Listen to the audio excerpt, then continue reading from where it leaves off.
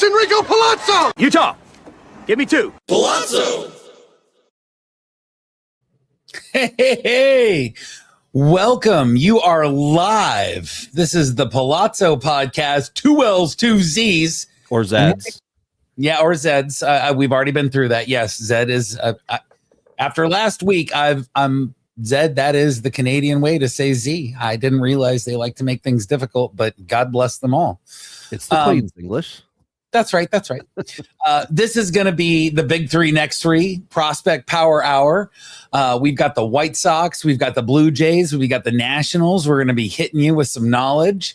We're waiting for Ben, but I've got on the screen to my left, but I have to point right in real life. So it's one of those pat your heads, rub your tummies kind of exercises. I've got the Robbie Baseball. Robbie, say hi to the people. What's up? Hi to the people. What's up? Last week, Sam, I couldn't find my Rockies hat to save my life. Went upstairs, found it, but see how hard it is to read, you know? Yeah. I'd like to start a GoFundMe and have somebody buy me a hat, a Rockies hat that's fitted and delicious, or just like the stretch back one. So, you know, when your head's feeling a little swollen from all those excellent waiver wire pickups you've made, it'll still fit on next week when they all burn down in your face. Yeah, so that's what I'm looking to do. But this week I'm excited. I mean, I got too many hats. I got all the somewhere. I've got everybody but like the Dunedin. You know, I got Blue Jay toques I could be wearing for this thing tonight. And as I have stated before many times, I'm not an official Blue Jay fan, but I do have I do have all the bobbleheads if my camera doesn't turn off. There we are, sitting up there on the shelf. There's more. I can't keep turning it around. So, you know, I bleed blue whether I want to or not.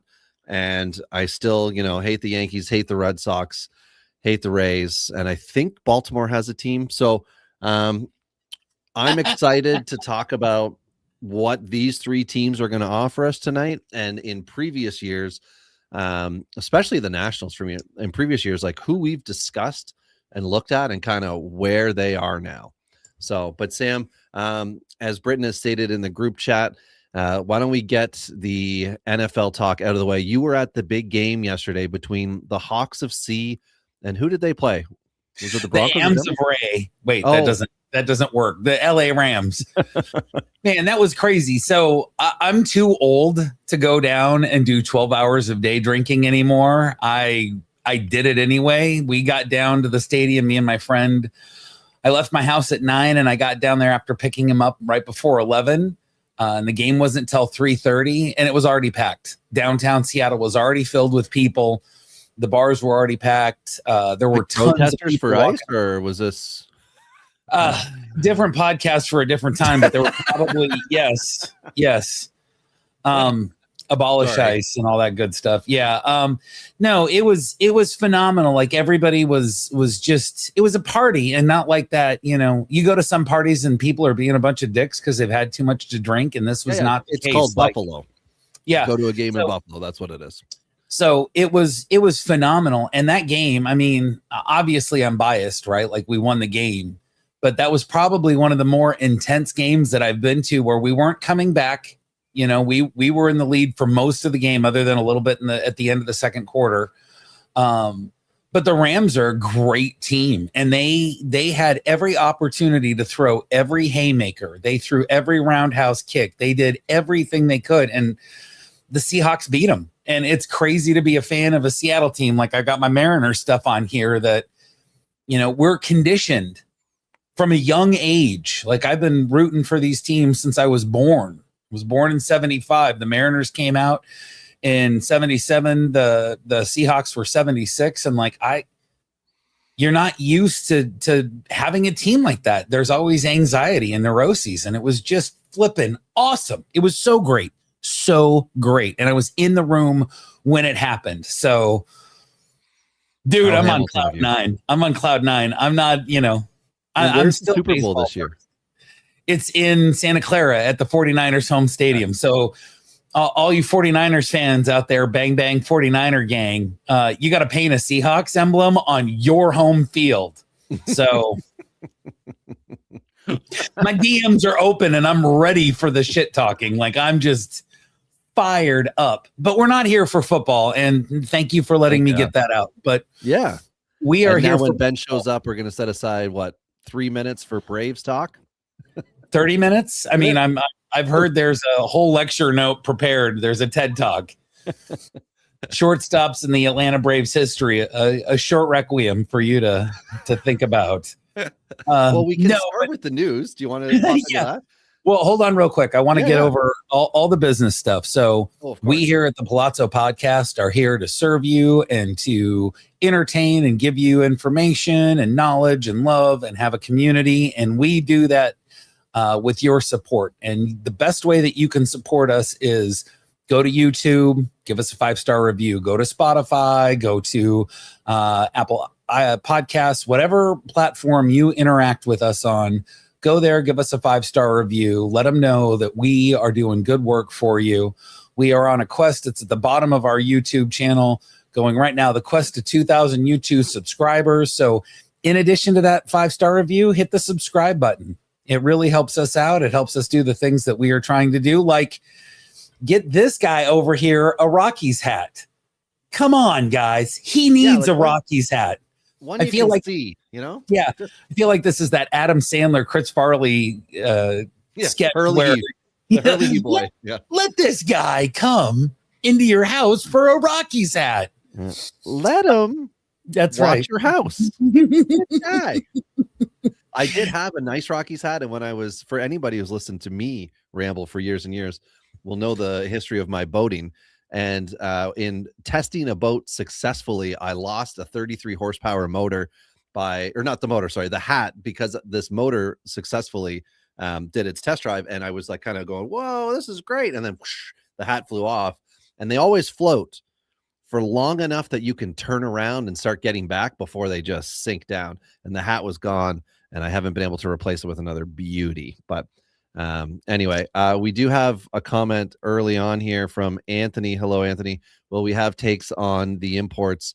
We will. I'm gonna have to talk to Ben when he's on. I believe I avoided them for these guys because they're like fantasy rookies, which of course we're a fantasy podcast, but for the purposes of getting maybe more names, they would be what I have as my wedge guys, or my not big three, not next three.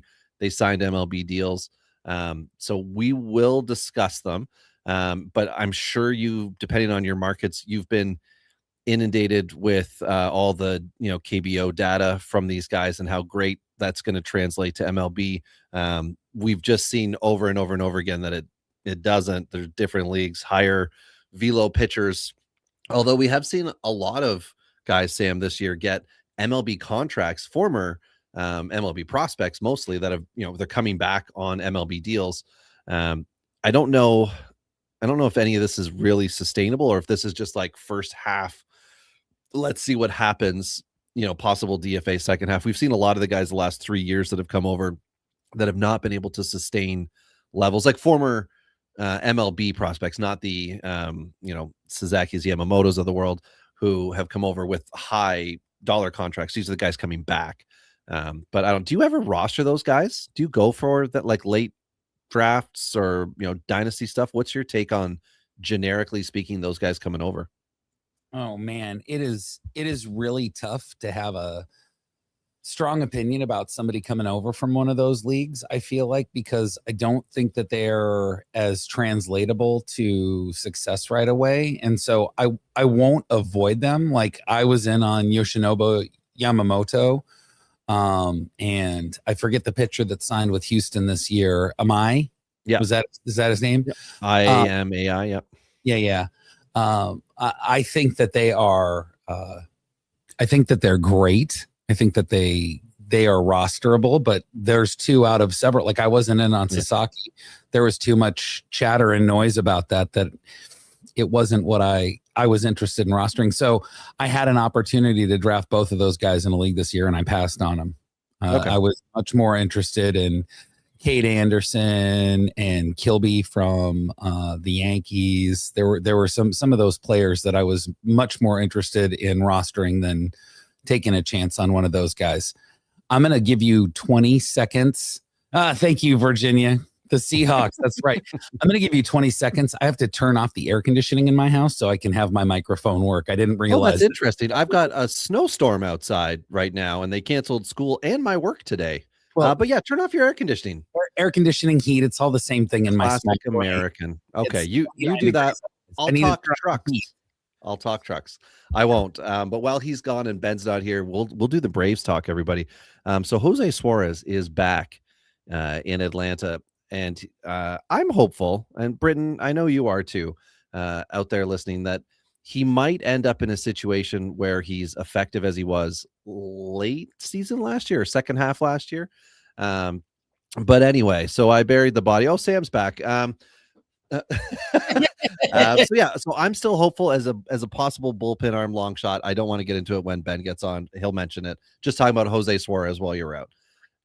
But yeah, so I am interested in Ben's take on these guys. So I'm glad the question did pop up for us. But let's hop into news here at 11 minutes, and we're going to keep it relatively tight tonight. The Mets decided that they were going to have an off season, which we'll circle back to in a second. The Rangers really messed up my big next three with that Gore trade, and I'm excited to discuss what I had ranked before the trade, and then we'll just talk about the players that got traded to Washington.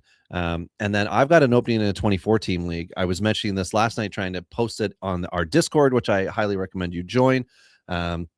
It is a $100 buy-in league on Fantrax. It has daily lineups. We run waivers every night at 3 a.m. So if you have a terrible team, you can waiver wire yourself into contention. Like I said, $100 buy-in, $1,200 to the winner. You can win $200 for getting your division, and then there's second place, third place prize money. It's also fun, which is why I really like the league. And we have 2 new teams coming in this year that are going to take the remaining rosters and contracts. We don't use salaries. We got contracts. And you're going to do a dispersal draft. And then we're going to do our 15-round universal draft where you're picking both veterans that are free agents and rookies. And if you pick a rookie, they are a first contract until the season after they've exceeded fantasy rookie stats. So Sasaki, for instance, will remain a rookie because he didn't pitch enough despite the fact he had MLB time this year. He would still be a fantasy rookie. And that's when we get into the big next three topics. Sometimes we bring up the fact that they're, a fantasy rookie, although they were on the roster or something happened. So in that league, you can pick a veteran, and for however many veterans you pick, you get to give a certain number of years. I'd love to get into the details if you're at all interested. Find me through Discord. Let's go through the Palazzo Discord first and foremost. Otherwise, you can find me on X. Is that how you make an X? I'll make an X with my finger. I still call it Twitter. Yeah, sure. Twitter at Robbie Baseball 1 or through Palazzo, whatever. It's fun. We want to get this thing going, and then at the end of this, for the new teams joining up, because you're taking over somebody else's roster, we're giving you 5 additional rounds after the universal draft to just add 5 more prospects specifically, because as we know, and that's why we're here talking, Sam, prospects are fun, and it's always great to roster them, and we want to encourage whoever joins this league to stay long term. And we're hoping that we can do that. We did have a team that I think joined 2 years ago that was in the finals this past year or semifinals through a dispersal draft, because there's talent. There's talent out there, just like with the prospect guys. So anyway, Ben, Sam, that's my bet as we're still waiting for Ben. The prospects, the Mets, the moves. It was fun to see. They got a rotation now, it looks like, the Mets. Oh, absolutely. Absolutely. I'm still blown away at Texas's deal for Mackenzie Gore. I mean, we're talking about the Mets, and I can't get my brain off of Mackenzie Gore. Has such a tough to repeat delivery. He's never been consistent for a whole season. He's either really dominant or he's all off the rails. And so I'm really hopeful that Texas can get something out of him. They've got a pitcher's park there. They seem to be doing good things with their pitching, as much as I hate that as a Mariners fan. So I think it's an interesting landing spot for him. And like you said, it's totally going to ruin big next three in conversations for Texas, because you're going to start looking at their 20th and their 25th ranked prospects versus their top 10, because half of them are gone. They've disappeared. They're no longer there. And when we get there, I was ready to discuss my hesitation on one of the prospects, former Ranger that's now with the Nationals, because I thought there was a injury and the process was almost a year in, only to find out after the trade that in fact we are still a year away from one of the pitchers returning. So it was a weird one here. I'm trying to find all the details on. It's not like there have been that many things that have happened on the Mets trades. Just so I'm not forgetting names here with the Peralta trade here. We've got where are we here? Phillies. Nope. Well, so many other things. Yahoo Sports. I went to you. I regret it now. Yep. Every time. Trade. Yeah. The pop-ups here. There it is. Okay, so it was Freddie Peralta and Tobias Myers, which is an excellent land for them. Brandon Sproat, Jet Williams. I'm surprised that, because I know the whole thing was like it's going to be Jonah Tong if it's Peralta. They're going to go 1-for-1. And I thought that wouldn't be necessarily a starter for the Mets. But knowing that Myers was also going in with this, with, things here, I don't know. Obviously, Milwaukee loves the possibility of both of these guys, Williams and Brandon Spratt, who was kind of a pop-up guy. I think it was 2 years ago was when we all started to really take note and think he was going to be somebody. But this trade to me, I'm not sure why Milwaukee's making it, unless it has more to do with like the Blue Jays used to make a lot of these deals, Sam, where they would trade talent that they know is getting more expensive and more than likely not going to stick with them. And they would say they'd get back, 3 players and they'd say, well, we got 18 years of control now on these guys rather than the 3 we had. I think that was something with the Stroman trade with the Mets as well a while ago, where they had a year and a half of Stroman left. And I forget, I think it was Anthony Kay, who's now back from KBO and possibly in the White Sox rotation this year. But it was like one of those things like, well, now we've got, these other players, but they have multiple years back. I don't know if that's something Milwaukee's considering with their dealing here, but it was a lot for them to take away from their rotation, despite the fact, as we know, they've got guys to not fill in. They've got guys to still fill the rotation who had starts for them last year. But yeah, it seemed slightly underwhelming. I don't know. Am I underplaying Williams, do you think? I don't know if it's underplaying Williams. I saw some chatter on, I forget if it was Twitter or Blue Sky, but somebody who's obviously into baseball and as a Milwaukee Brewers fan was kind of upset that people were negative about this trade, but might have been positive about the Corbin Burns trade. And it just seems to be something that Milwaukee does, that they identify the couple players that they want and they go get them. I truly believe that they saw something in Sproat and Jet that they thought these are guys that need to come over and play for us. And given that Milwaukee won the most games in the National League last year, whether or not it was smoke or mirrors, it happened. And so I'm trying to reserve judgment. I'm trying to see what did they see that I don't understand yet? What are they going for that makes sense for them? Because my initial reaction, my thin slice is exactly yours, that it was like, what am I missing? Right. Freddie Peralta is a difference maker in a rotation. That guy is going to be doing some really good work for that team this year. And to just throw in Tobias Myers, it felt a little light. You might make fun of somebody in your dynasty league if they accepted that trade. You might be like, what is it about? And the guy would probably just say, the manager would just say, I'm just getting my guys. That's who I wanted. And so that's a great point, because if you saw that trade, very much like the Gore trade, there would be someone else in the league, whether it's jealousy or what, who would say, hey, and they would, your league chat would get a comment or 2 or 3, and then it would, obviously go off the rails eventually. But it would start off with the, like, what's going on, because player evaluations are so different for everybody, whether it's fantasy or real baseball. And Ben is here, everybody. Unfortunately, he missed the Braves talk, but you can stick around for the baseball. Oh, that's right. Jose Suarez. There you go. We had to bring up Jose Suarez. Do we? I mean, you guys keep saying, like, I see it in the chat from Brett and Allen. Thank you, Jose Suarez talk.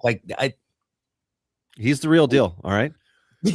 In 3 years, when he comes back from the KBO with 2 strikeout championships, I don't know what they call it there, but there's the thing they call it, the Silver Saber, whatever it is. and signs a multi-year deal, you guys will all be there, and I will have rostered him this whole time in my dynasty leagues. But anyway, yeah, Ben, we were just rambling on I did about. see this. I wanted to mention that was on a video when Acuna was signed at 17. They had him stop switch hitting. He can absolutely hit left-handed. He was a switch hitter when he was signed. So just something to. There you go. I just noticed that, and I thought, hey, I have a little bit of knowledge on that. I can insert.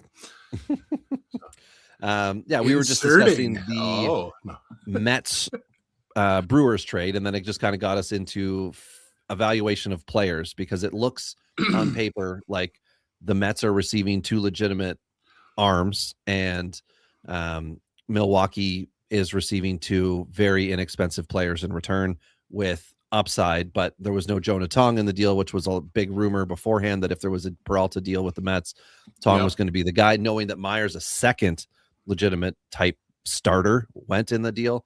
There should have been, for sure, in many people's eyes, the Tong, but instead it was Jet Williams. So I know we didn't cover or haven't covered the Mets yet. We're many weeks away from them. But we will get to discuss the Texas-Washington trade. So I don't know if now is the time. I think now's the time. We're 20 minutes in. Now's the time to hop into our first one here. Yeah. We could just, if we want to just bleed right into the Nationals, since we're discussing that trade, we could flip the upside down order. I mean, that's big talk, thinking that we can just on the fly. I know how to cut and paste in the. I think we can do this. I think we can do this. Yeah. So your Nationals next three big three are all not going to be completely from last year. Yeah. So I'm curious though what that trade is going to do for you guys. Your thoughts about who their next three and their big three are. So Robbie, you think we can do this? I'm going to start with you. Who are we doing next and then big? Is that the order that we do these in? Next three, big three, or big three, next three? We did big and next. Big and next. Oh, there it is. I can. So big three, Robbie. Who are the big three with our Nationals? All right, let me just show notes. Mark this, okay, for everybody, for all the Goviers out there. I'm thinking of you, getting ready for your big test. So this is pre-trade, because we will discuss this afterwards, okay? And I have already cheated, which is why I didn't want to change it, because I had 4 Nationals, okay? I've got Harry Ford, which is difficult for me to say because as a catcher, I already don't like the fantasy potential output here, but I understand that maybe Kyber Ruiz in that 8-year contract is not bulletproof, and there may be playing time available. Riley Adams has been able to kick around Washington way longer than a backup catcher Riley Adams type should, but that's because they haven't been able to push with anybody else. And at times when Ruiz is out, he's been a serviceable catcher for them offensively. Obviously, they like him enough defensively that he's still there. But Harry Ford should be able to push this year, and whether that means Ruiz with his good contract, whatever you want to call it, he might be a piece they can move at some point if they feel like, yeah, Harry Ford is our guy. As a former Mariner, Sam, I'm interested on your thoughts on that after I discuss Travis Sikora, who I also have as a guy. Now, he's out this year with Tommy John and is going to slowly fade away into the Andrew Painter conversation of everyone's going to forget all the time away. And when he comes back next year and isn't that good, they're going to say he's still going to be dynamite. He's going to be all these things. I'm holding out hope for him, but we are just in a flat out wait and see for an entire year, which is tough for fantasy. And my new guy on the list, well, Ford's new, but new guy on the list here is Eli Willits. This is big to me. He debuted in A-ball and he hit 300. He is 18 years old. He was the first overall pick. I think he's going right back to A-ball. And I know we had previously discussed in just a text thread about, where certain players might rank in a first-year player draft or FYPD. And I feel like he could be pushed up quickly by the Nationals, not because they have like a need at a position, but because they might be thinking that they're closer to winning and they might want to have him on the roster as opposed to pushing for a spot or signing a veteran to like a 2-year, 20-year deal. I think they're about done with doing the roster filler signings. They're going to let their players come up and do their thing. And I think this could play quite well for Willits. I have a wedge player as well who does not qualify as a next 3, but is technically still a rookie, and that's going to be their SP45 this year, Foster Griffin, who's returning, as we mentioned before, from an Asian experience. 2014 former first-round pick. I can't remember if this was a Blue Jay pick or not. The name seems familiar to me in Blue Jay land, but they picked a lot of unsuccessful pitchers for a very long time high. But anyway, he had a good but limited season in KBO last year, 89 innings. I don't think his less than a strikeout per inning is going to make anybody interested in fantasy points leagues for sure, but super low walk rate, allowing his defense to get him outs, not necessarily his pitches, and crap contact. He's certainly not a legit, rookie by any stretch. But I think if you are in a first-year player draft prospect player draft, you could pick him up technically, one of those technical rookies. And he might not burn you like we saw, Sugano last year with Baltimore. I saw him going in first-round drafts or first round, the top 30, top 40. I didn't understand it. That was silly. This is not, Foster Griffin should not be in your first 100. But he could be somebody that I think you could pick up, and he'll be a plug and play guy, and he's 30. So if he sticks, there could be a couple years here. Who was the guy with the Mariners, Sam, that came up and had a couple good years? And I can't remember if he went to the Cubs or the White Sox. Flexen, thank you. Who came over from the KBO? Yeah, he was a serviceable guy for a period of time for fantasy purposes. And again, Sam, I told you before about my thing with 30-team leagues. So everyone is valuable to me in some way, shape, or form. Everyone is awesome. Yeah, Flexen seemed to, work as well as far as streaming guys go too. So anyway, for 2022, Foster Griffin was traded by the Kansas City Royals to the Toronto Blue Jays in July for Jonathan Bernal. And then was released in November in order to sign with the KBO. So he was a Royal and then became a Blue Jay and then left. There you go. Blue Jay for 3 months and then said, yeah, I was just wondering why I had the jerseys, Once you're a Blue Jay, you're always a Blue Jay. Always. They always tattoos on my back. I just couldn't remember why. So I've got Ford, Sikora, and Willits with my bonus baby of Griffin. Again, we'll talk Texas trade, or if Ben, you've put him in, then that's the time. But those are my big 3 for this year. We'll talk the big trade after we get through the next 3. Yeah. You asked about Ford real quick, and I'll say that, he had a lot of shine as a prospect. A lot of people really liked Harry Ford. He never got off a catcher. Like, I was always expecting to see him in the outfield or the infield somewhere for the Mariners to get him a chance to get some at bats. He was called up and didn't really get a whole lot of opportunity to swing. Drew Romo. And, it's tough, right? Like, Cal Raleigh is manning catcher for the Mariners. Like, you're not going to get it back. He caught 120, 130 games and was DH the rest of them. I think he only missed 2 or 3 games last season. He was top 15 in at bats in the league. Yeah. At catcher, right? So Harry Ford, we moved on from him as soon as we signed that kid from North Carolina, Luke Stevenson. We drafted him this year, and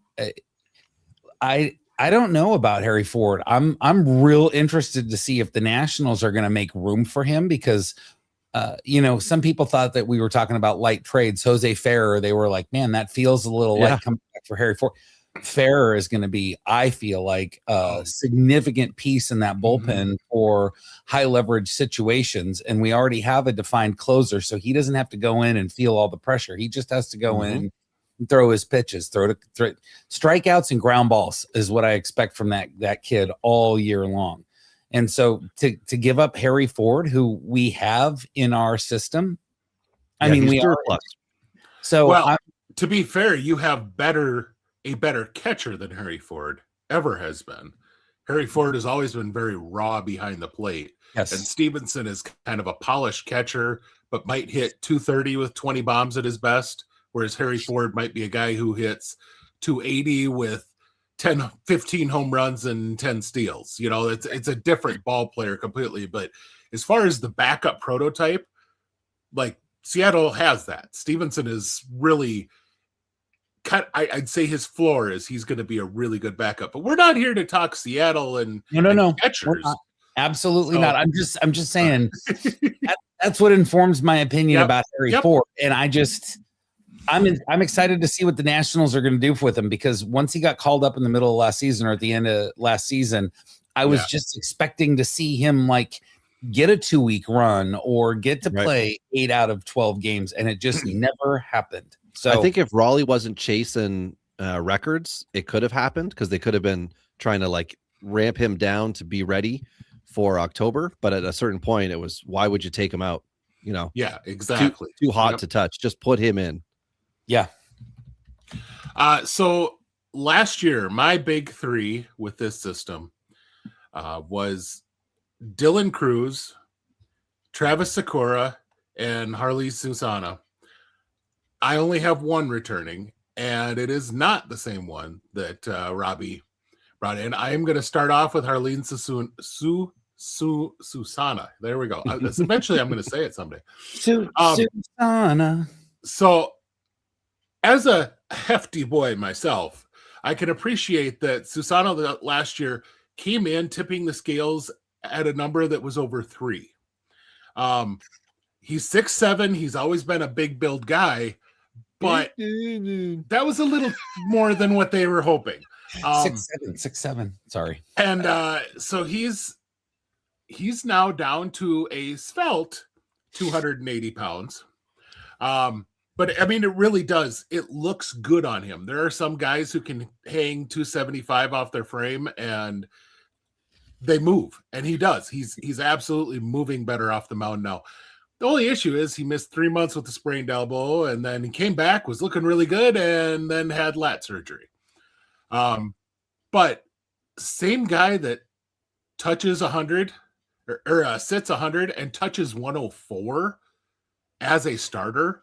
And then just decided for the hell of it, he was going to play with his changeup grip, because, you know, having 2 dominant fastballs and 2+ breaking pitches wasn't going to be enough for him. So now he's got like a Skeens Splinker effect on his changeup that he can throw hard for very sharp break in like the 96 to 97 area, or he can throw it real for more movement and get more of like that splitter movement at the upper 80s, lower 90s range. That's a freaking weapon. And I think as he returns, this guy is just basically, if he's healthy, this is a frontline guy. This is an ace pitcher. This is what they look like, as the saying goes. You know, big body stuff. Oh yeah. Oh, absolutely, absolutely. Yeah, he just looks like he's all business on the mound too. Like, he's fun off the mound, but like, I wouldn't want to be in the batter's box against that dude. No, and that's the other thing is, I mean, funniest guy ever to listen to interviews with him, but Jesus, on the mound, he looks like he is out there to kill. And so I would not want to be, when a guy can throw 104, and let's just say he's not a plus control guy, that you're not very comfortable in your shoes in the batter's box. Right. That's so and you're I not have Willett's. You're not going up there to tell him you have a problem with his location. You're going to take first base. Oh, thank you for the free base. That hurt. Yeah. So I also have Willett's and Ford. Willett's, one of the things, and Robbie mentioned he could move quickly. I think it's as much because of what he does well. He's a very good contact hitter with a good idea of the zone. And he's already, in my opinion, pretty advanced defensively. Those are pretty easy things to move a guy up the chain pretty quick. So the power might come later. The speed, I mean, he's a plus runner, but the base running instincts at a pro level, those things might come later because he's likely going to move faster than those can develop. So he might end up in the majors hitting 280 with nothing for fantasy owners for a couple of years. And then all of a sudden he's going to be 10, 15 home runs and 20 steals along with a really good average. Luis Garcia. That plays and then and the ability to actually play defense, unlike Garcia. Right. But Ford, is really interesting to me because Keibert Ruiz got this big contract and figured out how to play defense really well. Lost all ability to frickin' swing a bat with any ability to scare a pitcher. I just watching him against any pitching is Keibert Ruiz is going to be sitting down if it's a power pitcher. It's just ridiculous. Harry Ford is a lot better contact hitter. I think it could be you could see a situation like, you know, the Braves did with and no, this is not Brave Sock, but it's the example that folks have right now when we talk catchers. We're going to count that as the first one. We're going to leave the Suarez aside. But so this is one. Murphy Darno, Murphy Darno Contreras, now Murphy and Baldwin. It's that kind of that two-headed catcher thing. And I think that's very likely what you see here with Ford. Yeah, but that Keibert Ruiz has been a 4A major league player now. Gosh, yeah. He cannot. He's the Jared Kelenic of catching prospects. Like he just turn the corner on things, and it wouldn't surprise me as bad as Keibert Ruiz is better behind the plate, and I have a feeling Ford from the end of May on might catch half the games for the Nationals, 2/3. Yep. I could see that. And the only reason I don't know that he comes out the gate with that level is simply because I guess he's already working with the Nats catching guru that they hired over the offseason, which, by the way, the Nats, say what you want about players on the field, about prospects that they're bringing in. This team has done a tremendous overhaul of their development, of their front office, and almost every time I see a new hire, my immediate response is, oh, that's a damn good move. Somebody should have made that move before.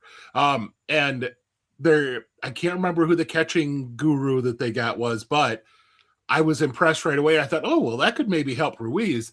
Well, who it could really help is someone like Ford, who needs more of the catching instruction. Was it Greg Zahn? Brings the bat. No. I'm just kidding. That would have stuck out a lot more. Greg Zahn for all the Blue Jay lovers out there. So that's my big three. I will say, as we talk this straight, I did not have to alter anything that I had prepped, and it was not because I was being stubborn. It was okay. The Nationals, I think, have three, maybe you could really lean on four guys that could be considered as top 100 type of guys. They don't really have anybody who's a top 25 player, but they have a few guys that would be in the backside of a top 100. But you get it if you are making out one of those like James Anderson, Chris Welsh 500 prospect lists.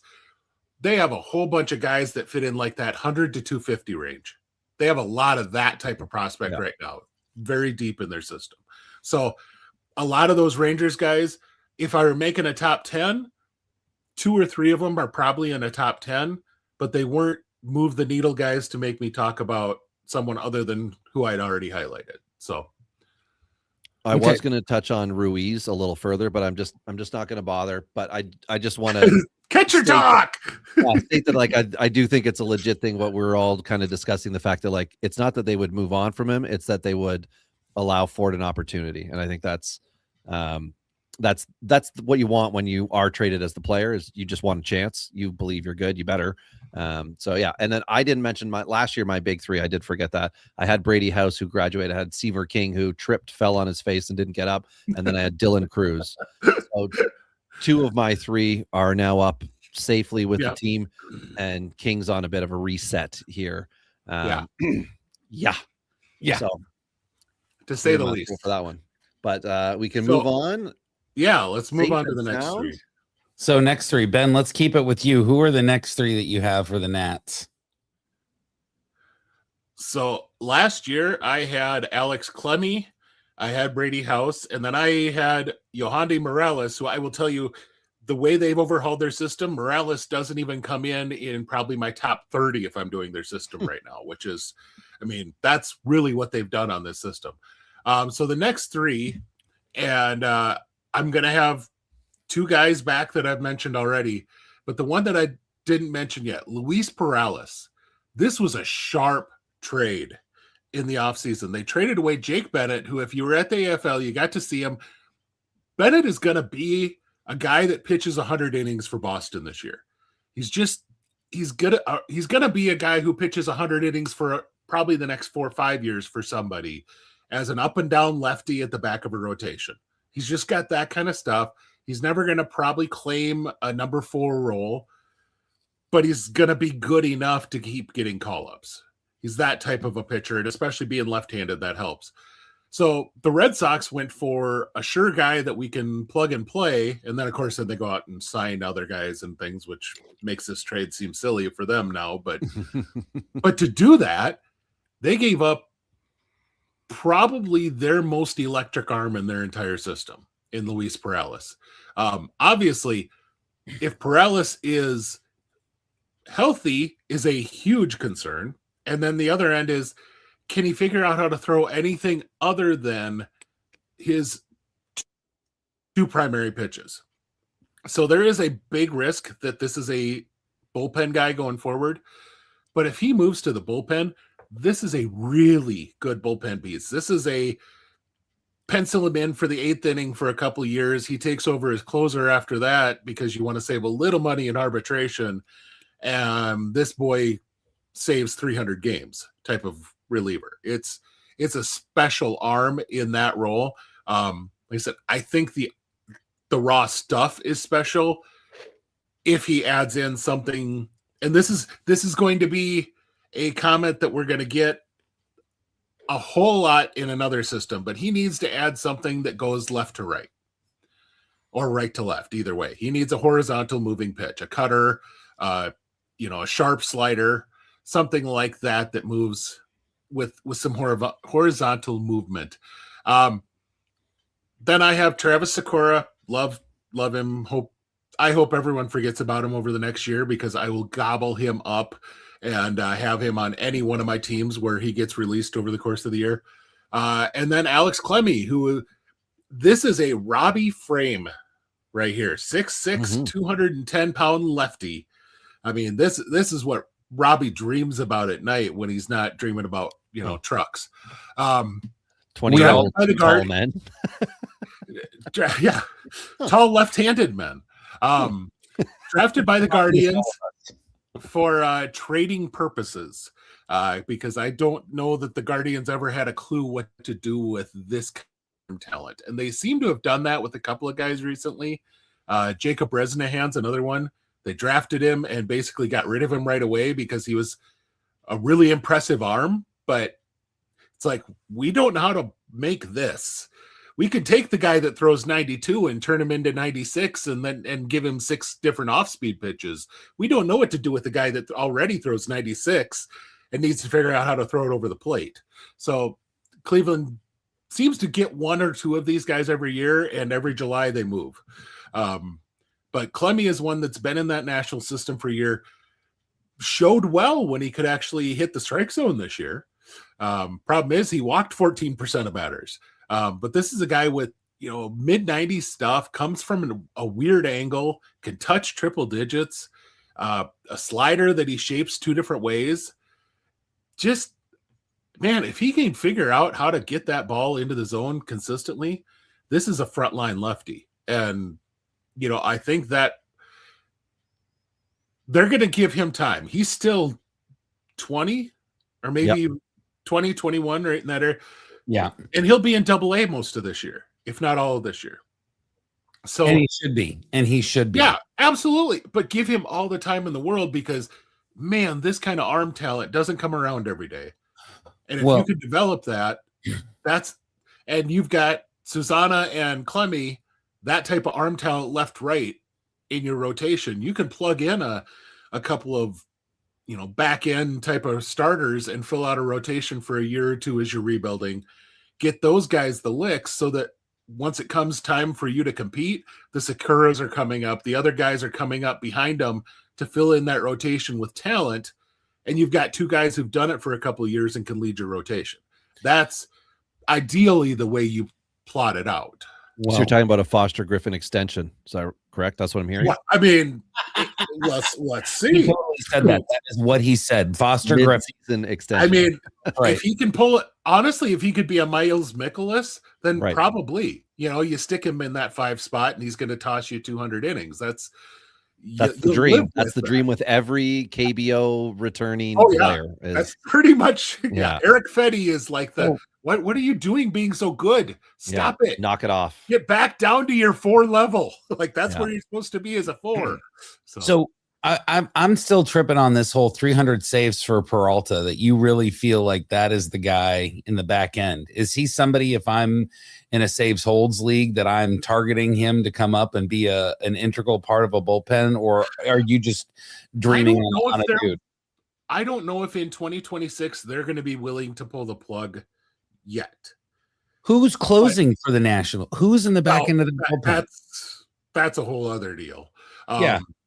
That it's going to be ugly, but I think that they expect that it's going to be ugly this year, and so they're kind of okay with ugly.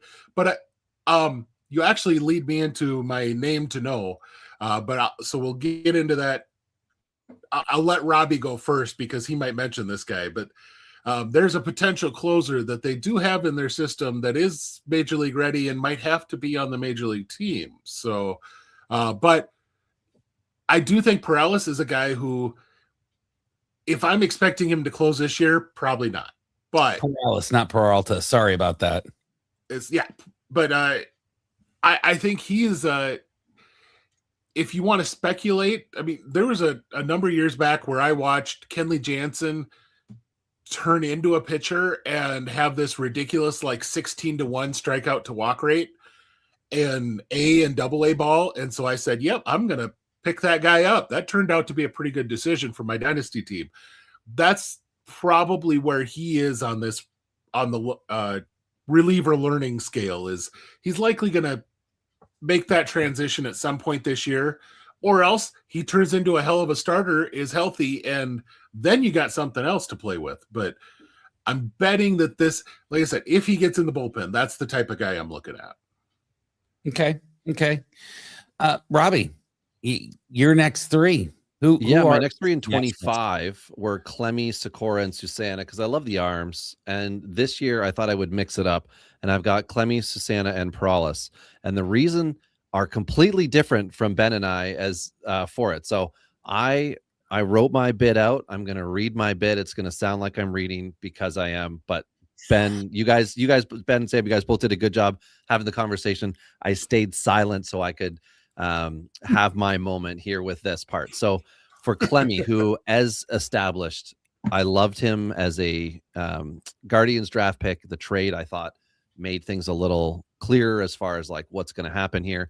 And he cruised through a high A last year, hit a wall in AA, or I think he would be up in the big 3, and Sikora with Tommy John would be hanging out in the next 3, knowing we were waiting. He's got a great build and potential. He doesn't have the fastball and slider of Susana, but he does have a 5.6 per 9 walk rate, which is an improvement. And when he got promoted to AA, he was 4 walks per 9, and that's when he was struggling. So I'm going to hope that they got him to AA and said, hey, we're going to switch things up a bit. You're going to finish off the season here doing this. Next year, we want to see you pick it up at this point. And this could very well be one of those guys who they hit a level, they hit a wall, they repeat the level, they dominate. I just want to see, we're going to call it that old thing. I want to see that old thing from Clemmy. That is a starter bred boy, and he will be as long as they possibly can. I think Susana has the reliever risk here in this group. He's a big boy with a big fastball, a beauty slider, ideal for a closer, but the change has been nailed it. The change could keep him and keep the Nats trying him out as a rotation arm for as long as they can. And until it's official that he's in the pen, I'm going to love the K rate. I'm going to hate his walk rate. And I'm going to wonder if maybe he'll debut later this year in September. Maybe he'll be in the pen. Maybe he'll stay there. maybe his weight will dictate what he does in his career. Because when you get these guys who fluctuate, which he's not someone who's fluctuated, but as Ben said, there was a weight issue last year when he came in. He, apparently has got that under control. It doesn't mean it's going to stay that way always. And sometimes the idea and the talent and the mind and matter and all those fun things, they just can't get it right. And they really struggle with their weight. And that's going to affect their ability to really become what they truly could be, which is a dominant starting pitcher. Susanna, I love him. He's been a prospect forever. He is he is one of the lone pieces of the Soto trade that is yet to make an impact in the upper minors for the club. And then finally, Prowlis, who Ben talked about the trade, very fun prospect for prospect trade, which we don't see a lot of. And also, as Ben talked about, it's kind of a ready now guy for what has he done lately? And for Prowlis, he's a forgotten prospect who, with a combo of like a really bad case of COVID as well as Tommy John surgery, has limited innings, but the results, even in the AFL, were really on display. He should get an opportunity for 100+ innings for the first time this year, which is, again, leads to the whole idea, as Ben was saying, that he could just go in the pen. But if they traded for him because they're like, we're not in a rush, whether they put him at AA with Clemmy and they have this insane rotation, maybe Susanna's there too, or they push him back into AAA where he had some time last year, he could be a big 3 pop-up for 2027. Now, if he's in the pen, all bets are off as to what's going to happen here. But Washington is in this awesome position of having a whole lot of pitching talent. And one of the teams we're going to talk about tonight is not. So we're not mentioning a whole bunch of names that I think could be on both of these lists if we were able to put 6 and 6. Okay. And I was going to ask you guys about Sasana becoming a closer. And so I'm glad that you talked about that, because if you can't throw strikes all the time, that's where they end up putting you, is in the bullpen. Yeah, he could be like Fernando Rodney. He could just. But these days and age, he could suck as not suck. He could be a bullpen guy for a couple years, and then he could Clay Holmes his way back into the rotation. I was just gonna say he could absolutely be a guy who does something like that too. Yeah. He figures it out later on. He's only 21, so right. So a guy who's not 21 is Washington's Rule 5 pick, who we've all talked about for many years now, Griff McGarry. Yeah. From Philadelphia, and that's my name to know in their system. The pitches are still freaking amazing. They're still, when he is on, he has movement, he has velocity that you just don't see every day. But he just can't get the stinking ball in the zone. And then he's had some injury stuff. I put down here, I said, could get a chance in the bullpen and could be dominant in that role for Nats. Could also up in spectacular fashion. So that's for sure. I don't know that there's a whole lot of in between. I think he's either going to be really freaking good, or he is just going to be so unable to hit the strike zone that he's going to walk the entire park. And when he's trying to get it over, somebody's just going to tee off on him. So McGarry's the guy who I thought, is a name that folks need to know, especially for fantasy this year, because I think this is one of those Rule 5 guys that has a good chance to stick all year. Okay. They've got the space. What, like you said, what else are they doing in their bullpen? Why not give this guy two appearances a week? If he's getting 2 appearances a week in April, and by mid-May he's earned a bigger role, you move him into the bigger role. By the end of the year, this could be your closer. Yeah. But you at least you start out giving him a shot. Yeah, and no. Then, okay. I was just gonna say they don't know either. The Nationals won't know until pitchers and catchers report and they start throwing the baseball around. Like none of us really know. I don't think. And they do have a handful of veteran potential starter types that can come up. So it doesn't make sense that you do like what the White Sox did with Smith last year. It's like, oh, well, he's going to start for us. Obviously you're not doing that with McGarry. Like, even though he was starting last year with Philly, you're going to put him in the pen and say, we're going to try to do the whole, we're going to make you throw it harder and you're going to throw him less. And let's see what you can do. So, The drafting on Willits allowed them to do some really fun things with this year's draft. It's an interesting group going all the way down, but they basically drafted another Eli Willits offensively in Coy James. Nowhere near the same guy defensively. Very high contact oriented, probably isn't going to ever hit you 25, 30 home runs or steal 30 bases, but probably a second base guy. Maybe he could move into an outfield spot. I meant, as I was watching him, I lined him up with like a Todd Walker type of profile. If you guys remember Todd Walker back in his Minnesota and Colorado days, just an above average contact guy that could hit you, at that era could hit you 290, 300. So you're probably talking more 270 to 280 in this era. And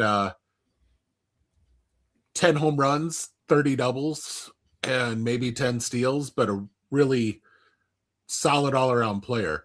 I just think that could be a very interesting comp for Coy James, and that's my 2025 draftee that I wanted to mention. Is he was their 5th round pick, but because they got Willits, they had this money to spread around, and James was kind of a 2nd, 3rd round talent that they spent a good chunk of change on because of Willits. So okay. Well, the Nationals are doing something fun. That big trade that they made with the Mets, or with the Rangers, sorry, apologies. The big trade that they made with the Rangers, you're right. Those 5 prospects that came over, Gavin Feene, Alejandro Rosario, Devin Fitzgerald, Yeremy Cabrera, and Abby Ortiz, only a couple of them are in their top 10. I mean, they've really, that Juan Soto trade has really become like the Herschel Walker trade for the Cowboys years ago. Pardon the cross sport reference, but yeah, I'm not familiar. We are watching this tree down where this is going to become 30 players for the Nationals. I have a feeling that the Nationals are not playing for 26; they're playing for 28. No. They're looking at things. So I think Fitzgerald and Feene are both guys that I really liked in this year's draft, or this year with the Rangers. I will tell you that Fitzgerald absolutely would have been a big 3 next 3. I'm not quite sure where he would fit where he would have fit on that. But they're more high floor sort of middle infielders. And to be frank, that is one area where the Nats system right now does have a hole. They don't have a guy who's for sure going to play shortstop and for sure going to play in Double-A this year. Perhaps they push Willits up to Double-A this year, but having a guy who could play Double-A ball and could handle short second base, that's something they just didn't have a lot of as far as quality in their system. And so that filled some of that, which you don't make a trade for that purpose directly, but it certainly doesn't hurt when the guys that you're being offered fill that role. Right. I want to mention Alejandro Rosario really quick, but in order to do so, I need to have a beer because a year ago tonight. Could you imagine Rosario, Susana, Sakura, and Perales all in the same, and Clemmy all in the same rotation? Holy, yeah. A year ago in and around tonight, I was getting all the draft boards set up for myself for my, big dynasty leagues, lining up, who am I going to trade for? Who am I going to be aggressive with? And I had Rosario in 2 leagues as a top, I think he was top 20 prospects available in leagues for me last year. I got him in one. I did not get him in the other. I ended up in one league getting a different Ranger pitcher whose name escapes me at the moment. And then, Rosario gets hurt and they're like, oh, he's going to have Tommy John. And then the news was quiet because you can't always find things out about minor league players at times when they're like, he's injured and needs Tommy John surgery. Wasn't until the trade, the news came out, hasn't had it yet. So I don't know what the recovery effort was. I knew there was talk that it hadn't happened because there was something in the works as far as like maybe trying to do a natural rehab. Like, I don't know if it was Darvish that did a non-Tommy John rehab or something like that. And I can't remember, whatever it was. that's not the key. The key is that he didn't pitch it all last year and now will not pitch it all this year. And he's in a new organization, and I'm sure that had a lot to do with it, of like Texas wanted this and he wanted something different. And whether that was like Texas wanted or didn't want the surgery, whatever happened, there was conflict to the point that it did not happen. But Washington is so rich with prospects. And like you guys said, they're not playing for this year. They're just trying to get better and then eventually have this amazing feeder system. Even their last pick this year in round 20, Juan Cruz, a 20-year-old first baseman at Alabama State. He's one of the only guys they signed later in the draft. I guess not one of the only, but they didn't sign a couple other guys late, and they did sign him. They're developing the feeder system, and these are the kind of guys that like maybe we'll hear of later, maybe we won't. But Rosario was such a weird case for me because how often do you ever hear almost an entire year goes by and the player still requires the same thing they did a year ago, but there was no update that they're like trying to do this or they're throwing, or, you know, like we knew Ohtani needed surgery as an Angel once upon a time, but he continued to hit the rest of the year. Pitchers are never doing that, right? Position players aren't going to do that. He was the exception where we knew it. This was very much, you know, I was taken by surprise because I just couldn't find updates. And like, I follow the weirdest people who are insiders for teams, weirdest in the sense they don't have these big profiles of following, but they go to minor league games and they talk about players within the system. You know, they're guys on Instagram. They're worth finding, you know, one or two from each organization. I used to follow some Rockies beat writers, and they weren't like the Canadian guys who cover the Blue Jays. They actually talked heavily about their system and kind of what they needed to do. And they'd always suggested, and I adopted it, they should be drafting and developing knuckleballers, because that's the only thing that's ever going to work in Colorado. And I still think it would be an amazing thing if there's one team who's like everybody throws a knuckleball. But anyway, the Texas thing with Rosario, now he's in Washington. I want to see what he does, but again, we're waiting till the end of 2027 to be able to see what he's done as a Nat, which is crazy. So we are now over an hour and we've only done the Nationals. So I am going to, we need to spend at least 3 minutes on the White Sox. So Robbie. This is a good system. Yeah, that's the team I like. I was going to say. Sam, get ready to monitor this shit. And go. Okay, I'm doing big three. Big three for the White Sox. Okay, so recapping last year's big three: Schultz, Grant Taylor, and Hagen Smith. All right, Schultz is Noah Schultz. If you don't know, Grant Taylor, right-handed pitcher. He was injured, I think, at the time he was drafted. Hagen Smith, highly touted guy. So repeating this year: Noah Schultz, Hagen Smith, new boy on the block, Braden Montgomery. I'll go to Montgomery as he was the 24 first-round pick of the Red Sox, traded with Kyle Teal for, I can't remember, some like bust pitcher that everybody said. Well, Garrett Crochet. That's who he was traded for. That guy. Okay, everybody. Anyway, so Montgomery, very nice 3-level debut season. High OBP at each level, 29% K rate, which is, you know, okay if you're doing stuff. I have 0 XBH, which I'm going to go with like extra base hits. I'm trying to figure out what that note meant. I don't know how intoxicated I was when I wrote it. And 12 stolen bases. So I don't know if that was at his last stop, perhaps the power drained out. We'll have to check on that one. For Noah Schultz, let me clear my throat. Not a good AAA debut, but he's learning to hurl with a 6'10" frame. I'm not concerned about the walks either. Okay, guys? Sam, let me say the whole thing, okay? Randy Johnson had a 12.8 walk per 9 in 140 innings with 163 Ks in AA. Okay. Yeah. Schultz was similar. You got to allow time for these guys to develop. Okay. Randy Johnson was not a dominant major league pitcher out the hop either. That's right. Noah Schultz is Randy Johnson. You Neither was Greg Maddux. I mean, you know, or this is so painful. I think there's so much that Schultz can do. I don't know how they best need to unlock it. But if you are the White Sox, put everyone you can on it. Get Randy Johnson in camp this year. I know he's going to take pitchers, but also get him to talk to the pitchers. You guys are prospect guys. right? Like you guys have been looking at minor league players for a long time. Ben's always liked to look at minors. Yes. Yes, something like Continue. that. So I will tell you that I've heard these comparisons before, and there was a prospect coming up for the Mariners that was 6'17", and his name was Ryan Anderson. Yeah. You know what he did? Nothing. He was great in the minor. He was okay in the minor. Like we're gonna have to figure out some kind of a board bet for Schultz, because the second you say that, I immediately think just like there is no way. I think more people need to be compared to Chris Young. Texas Rangers Chris Young, who's 6'10", 6'11" as well. Mm-hmm. That's what we need to do. That or John Roush. I was just going to say there was a Minnesota Twins relief pitcher who became a Blue Jay, and it's Roush. That's the one, Ben. Thank you. Yeah. But Roush was a righty, and Roush's thing was that he couldn't generate more speed, despite the fact that he had all of these things for leverage.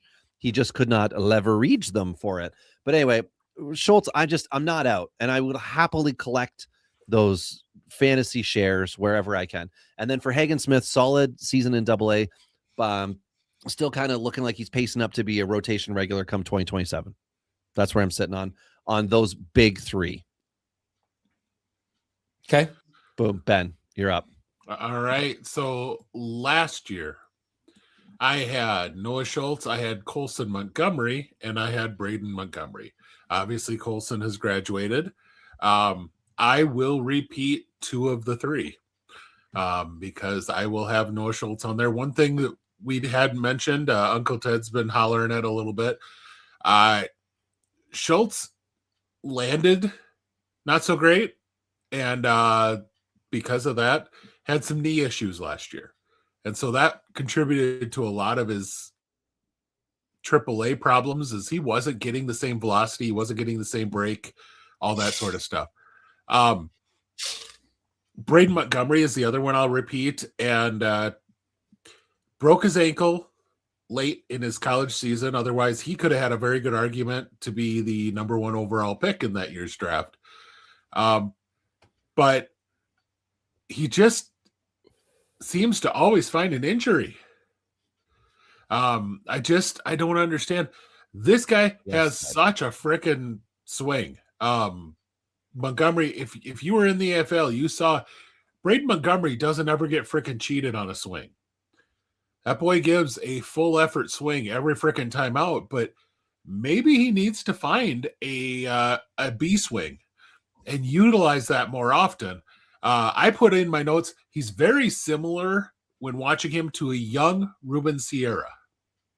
It's a fun name. That can be good, but Ruben was kind of out of the league in a hurry too, because he also swung like his freaking day was about to end. And so, I mean, Ruben, I think, had a 30 home run season or two.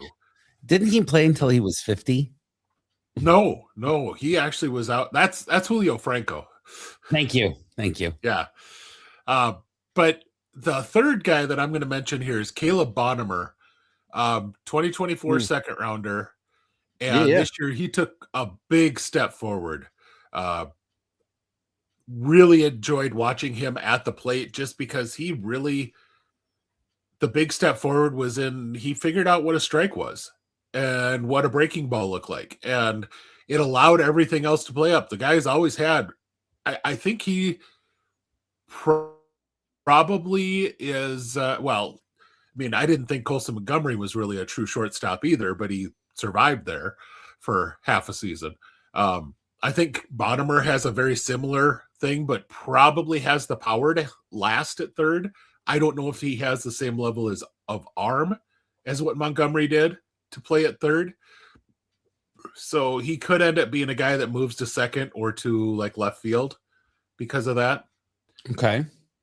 But I do really like Bonnemer. I think he's got a chance to be a special player, but he's not yet gotten to AA. So, there's a little bit of, let's see what he does against the big boys before we really jump all completely on board. But he's kind of on that I'm waiting to jump on board spot. Okay. That's not a name I hear talked about a lot, but I don't pay a ton of attention to White Sox prospects. So apologies for my You're lack of missing out, man. Yeah, Mike Carter's gonna kick your butt. Probably he could in a fight, man. Mike Carter is tough as shit. I would never mess with him. I'll let you know too, man. Just you hear this. I got nothing but love. You know that already. So before you came on board tonight, Ben, we had a little conversation about Okamoto and Murakami, and I'm curious if either of those are in your next three, and if they're not, it was Murakami that signed with Murakami would be with White Sox. Yep. So he's the first baseman. Are you going to talk about Murakami at all for your next three, or do you have a minute that you want to talk about him? I can just talk. I don't. Is he in yours, Robbie? Because he's my wedge guy. Yeah, okay. He's my in-betweener. Because one of the things, I guess, for me, and this isn't an official thing that Robbie and I have ever kind of put out there, but if he doesn't have to go through the prospect side of the international system, as far as signing him is going to affect, like Roki Sasaki last year had to go through, and the Dodgers had to cancel a crap ton of deals in order to be able to sign him, because that's great for the international money, all that stuff. Yeah, because it's part of that whole market. So if you're young enough to still be in that when you come over, I see you as more of a prospect.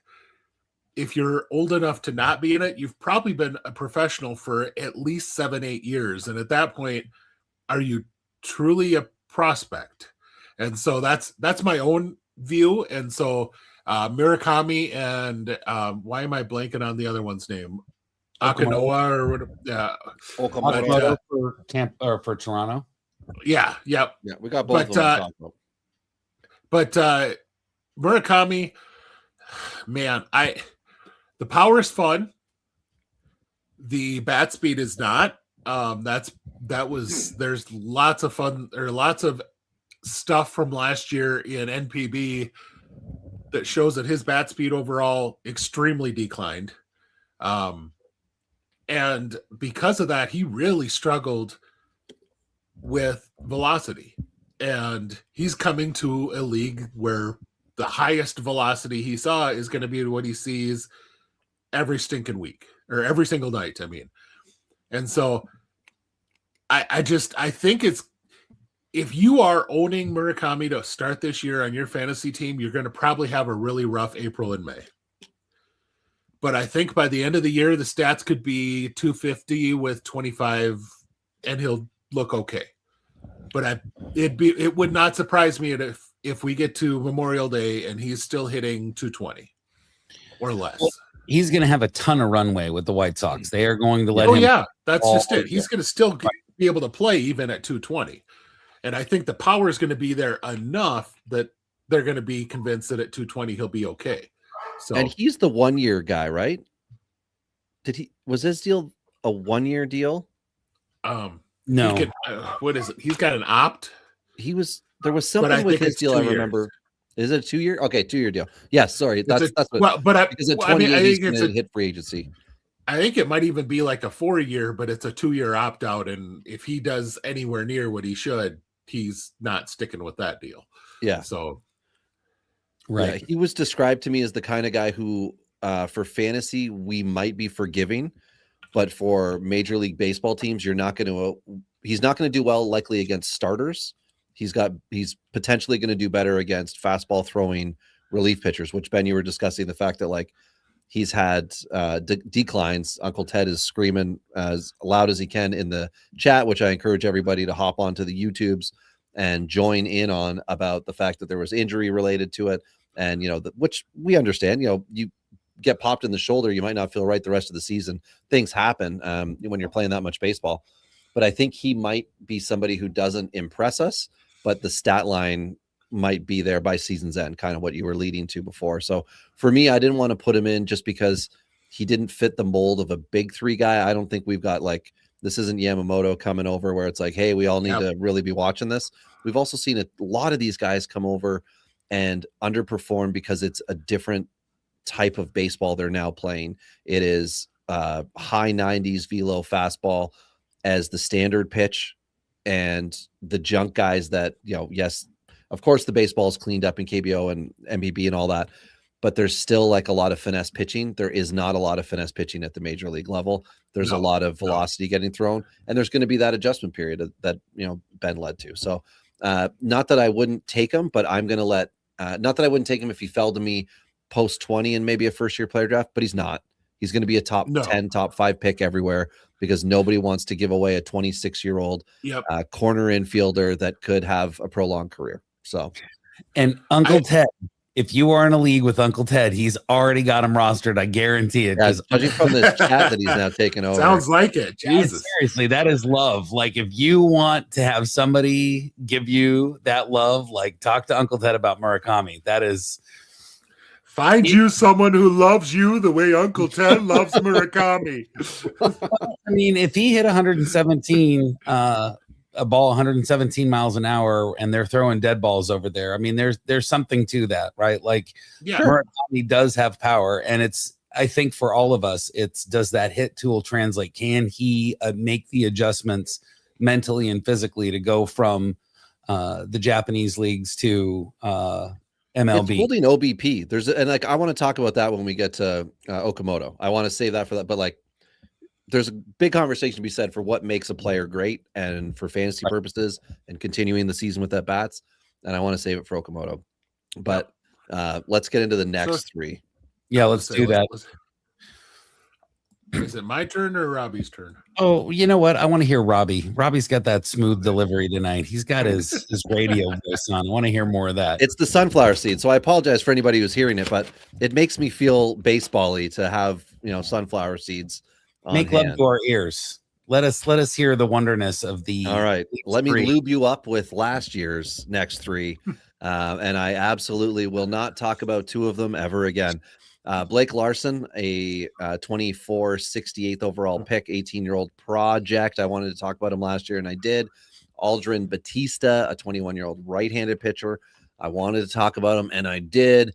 And George Wolko, who I will talk about again this year because he is part of my next three. If you want to call him my headliner. Well, I guess I said I wasn't going to talk about Larson again. I lied. I am going to talk about him, and I'll tell you why in a second here. And then I've got my new guy, and I mean, this hurts me more than anybody else out there. It's a catcher. It's a teenage catcher. But anyway, so Wolko, let me discuss, because I did see, where was it in the chat? Somebody in the chat, I apologize, I didn't see who it was. Somebody had talked about Wolko as a potential breakup. Last year, 13 home runs, that was fine. Stealing 33 bags, that was fine. 30% K rate, we're teetering on what could be trouble or not.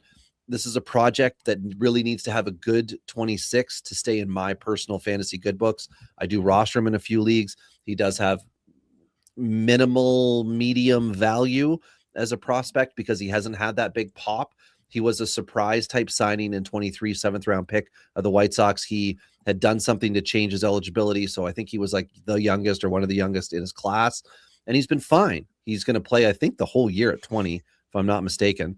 And if I am, I don't care, but because that's what I wrote down. So I like Wolko, but I want to see the turn here into, like, he's a big guy. I want to see the turn here into like a legit baseball player, not a prospect that's continuously like prospecting for us, right? We're always waiting for that jump. I'd like to see it here. Now, Larson is back on my list because I like that I'm defending myself a year after staking the claim. He had Tommy John surgery in April, so he's going to become a forgotten high school pick. I'm recommending picking him up mid-season or drops when you go to do your next year rookie draft. People are like, oh, that guy got hurt. He was a high schooler.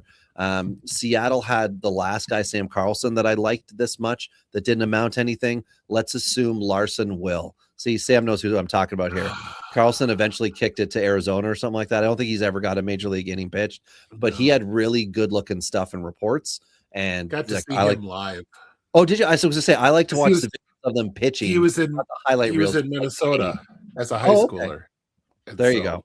So you've seen. Yeah. So there you go. So I got duped in on that because I like to go down YouTube rabbit holes of watching not highlight reels of guys. I like watching generic at bats from players, or like how they are within an inning or so, just to see like what they do in between pitches, or like if you're an infielder, do you get ready for every pitch? You better. But I like to see how those guys are doing it. So the last guy here, Landon Hodge, an 18-year-old, he did not debut. He was a 4th-round pick in 25. Potential.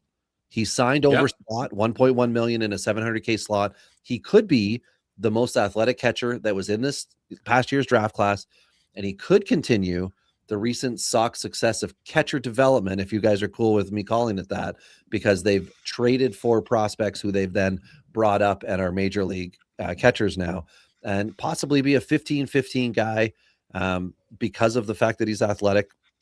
I believe he is catcher through and through, not a threat to move off the bases here. But early on, I just wanted to shine a light on someone else. Okay. All right. So we haven't done it yet. And so I am going to plug us in for our first commercial of the year. And because we have a new food pyramid in the United States, I am going to go with this one. Another day is drawing to a close, and all kinds of people all over the country are heading home for dinner.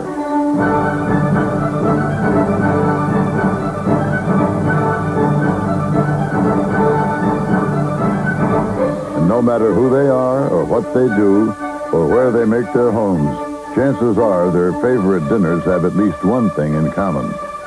Beef. It's what's for dinner. Any of you guys ever had seitan before? It's like beef, but it's made from flour. You're on mute, Sam, but from your face, I can tell you eat it all the time. So I'm not allowed to eat such things growing up on a cattle raising farm. So yeah, I've made it many times. It is like the Beyond Beef podcast, like that. It's just. Although I will say my wife loves them. My wife does not do traditional, like the only meat she will eat is fish. So I'm sure that's not the only meat, I bet. All right, back to the next three, fellas, and I'll mute myself. So I was just gonna say, somebody slap that boy. All right, so last year's next three for me, I decided to go catcher heavy, and I went Kyle Teal. I had Hagen Smith in my next three, and I had Edgar Caro. And the two catchers no longer qualify, but Hagen Smith does, and he is back. And same reason why I had him in an X3 last year is the same reason I do this year, that I am just not 100% sure he is ever a starter. Just the stuff is overwhelming, and anyone who's at the Fall League got to see it's electric stuff, especially from a lefty. You just don't see that kind of stuff from a lefty, but it's just,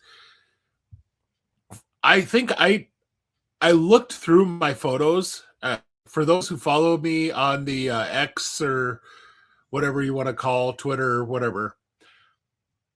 I took photos when I was out at Arizona Fall League and got some really nice shots of Hagen Smith pitching from the backside. Hello. But oh my god, I had to mute. I had to mute for that. Robbie. I missed it. I missed my chance. Come on, guys. Come on. We gotta get through the White Sox. But as I went through those pictures, his hips were never the same. His hips were never at the same level as he was in this very same spot of a delivery. His hips were never at the same level. Like they didn't look the same from one pitch to the next pitch. That's what I'm saying. Not within the delivery, but when you're inconsistent in your mechanics like that, that's going to give you troubles. And it has. That's really the big thing here. I'm really scared we're looking at Asa Lacy 2.0. I mean, I worry that that's where this is going to end up. My second one is not someone that fantasy owners really need to care about, but Billy Carlson can pick the fuck out of a baseball. It is fun to watch him play defense. I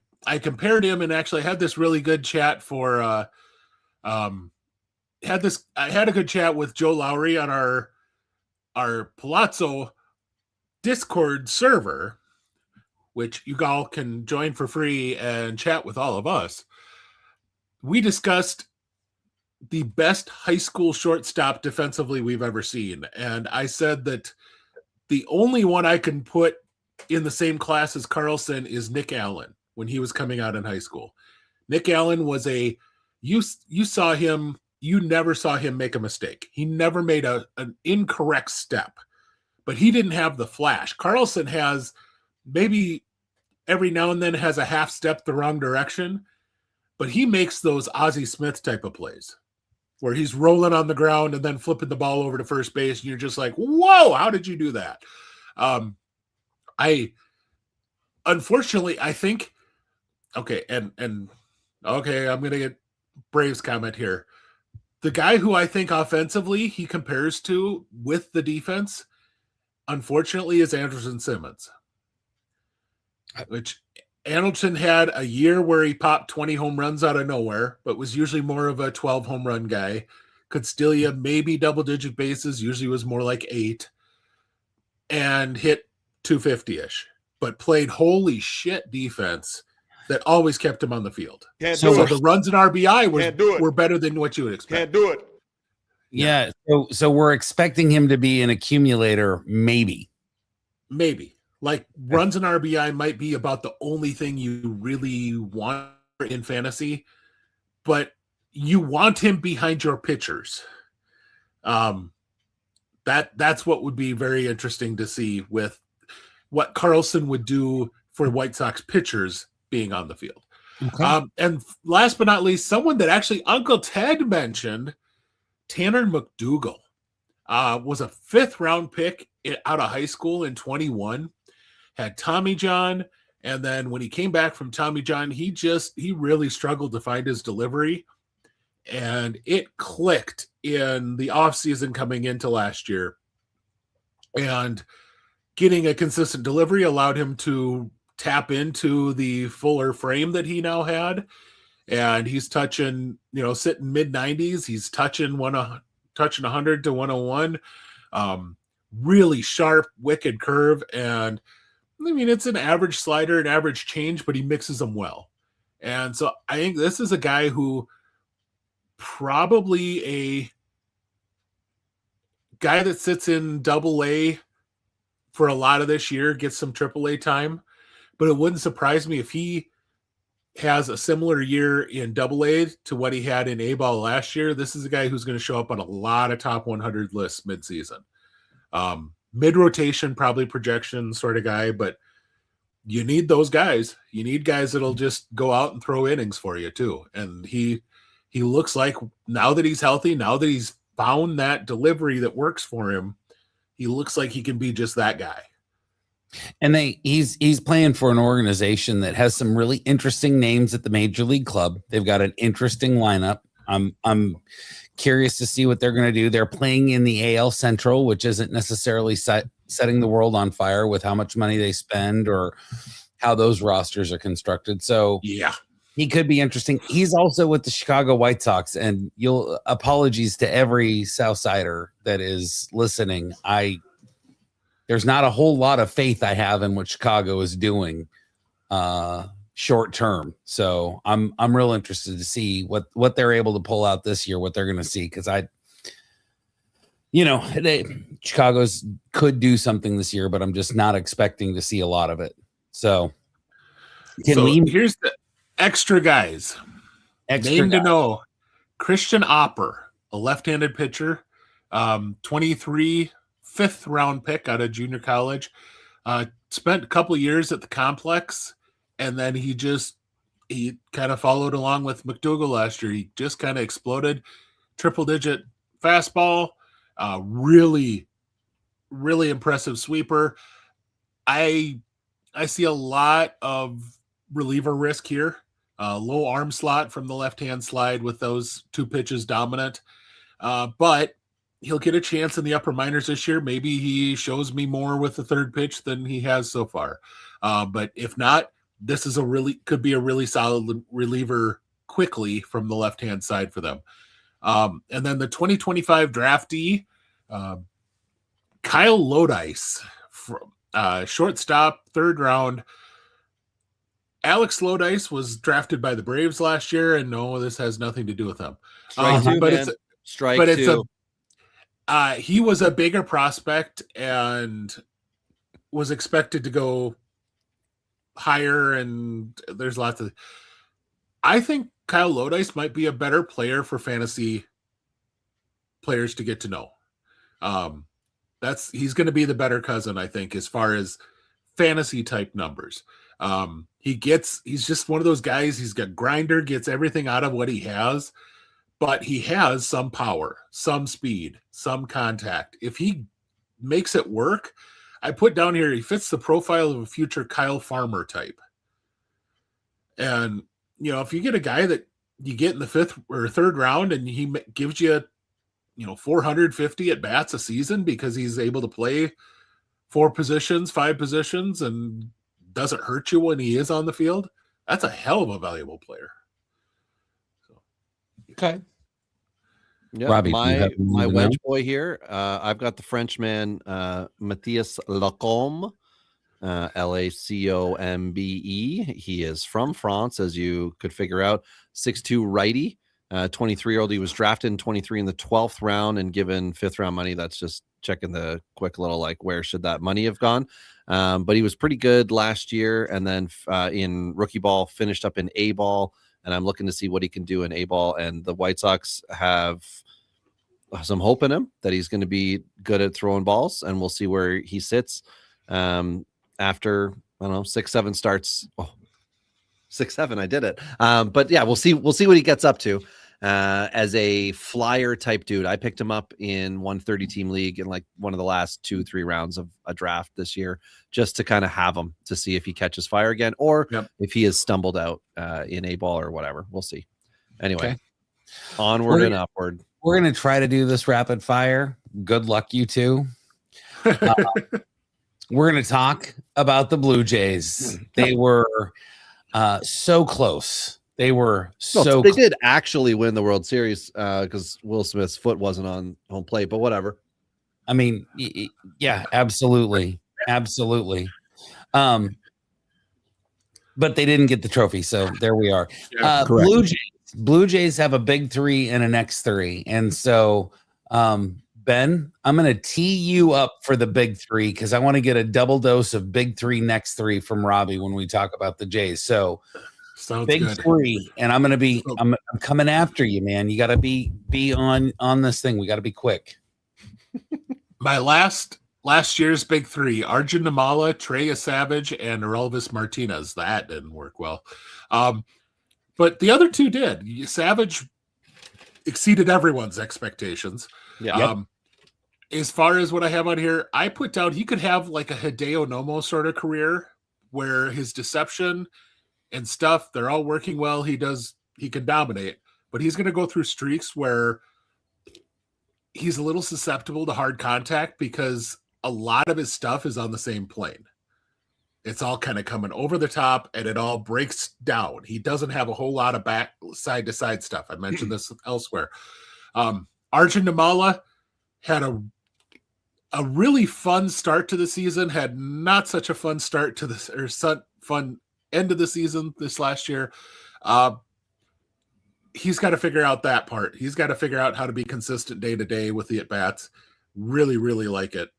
Overall, though, the talent is impressive. He should be up to AA this year. And then Savage's tandem mate, 2022 19th round pick, Gage Stanifer. He reached AA for a couple of starts to end the year. Again, I really like the fastball slider, but I think everything he's got, his slider is kind of a vertical slider. Everything he has plays well vertical because he kind of comes over the top. It's kind of why he worked really well with Savage, is they were both kind of the same type of pitcher to some degree, but he really needs something like a cutter or something like that moves side to side a little bit to keep batters honest. But that's my big 3, those 3 guys. Okay. Robbie. Last year, I went with the arms race of Ricky Tiedemann, Trey Savage, and Jake Bloss. Bloss, oh man. I initially thought he was like next man up, only behind Yofiri. No, not Yofiri. What's the Rodriguez that they took off the 40-man? That guy was the guy who I thought was the sixth starter. But I didn't see enough out of Bloss to be excited. Savage, as I noted here, all the tools, and Toronto needs a pitcher for 27, so expect him to climb to AA, which he did. AAA in 26, which, I mean, if something happens, he'll be in AAA, so I could still be right about that, and an MLB in 27. So I am technically still on pace with this one. Now, of course, he did pitch in Game 7 of the World Series also, but yeah, he's been good. And then Ricky Tiedemann is just he's the reason why I'm here. Okay, everybody? I'm going to tamp down everyone's excitement at Toronto's ability to develop pitchers. Okay, because they can't and they don't. Savage, finished product when he was drafted. That's why he went up and played in the show in the 1 year. Okay, Alek Manoah, the last guy to be Toronto's up and coming guy, who's now out in Los Angeles. He was also essentially a finished product out of college. So this year, my next three are, of course, Savage, default pick. You gotta. Yanni King. Big three. Your big three. Yeah. Yeah. Did I say next three. Oh, my apologies. My big three: Trey Savage, Yanni King, who is 18 years young at the moment. Is that correct? Yeah, he's 19. Yeah. He'll be 19 this year. Sorry. But he's the slow play of the group that I think could be the guy. And then there's all the other Stanifers of the world that are going to get promoted and shoved in your face. Now, Yanni King, and his name's Johnny, obviously, but Yanni King here in Canada, he's good at pitching. 162 in the third innings, pitched 105 Ks last year, 2.48 ERA. But, like I said, 61 and 2/3 innings. He's being brought along very slowly. I think he's legitimate. You just need to know him. And then Arun Nimala, exactly as Ben said, good start, poor finish. This is the fatigue factor. This is the something changed in accommodation. This is the chef quit the team and something. This is a fixable thing for Nimala. And I know he had really great exit velocities. And I know it was very highly talked about how surprising of a player he was for the Blue Jays. So there you go. Savage, King, and Nimala. I like those. And Savage is obviously, it feels like a cheat code because he still technically qualifies. But yeah, for sure. And that's why I don't need to get into it. You saw him.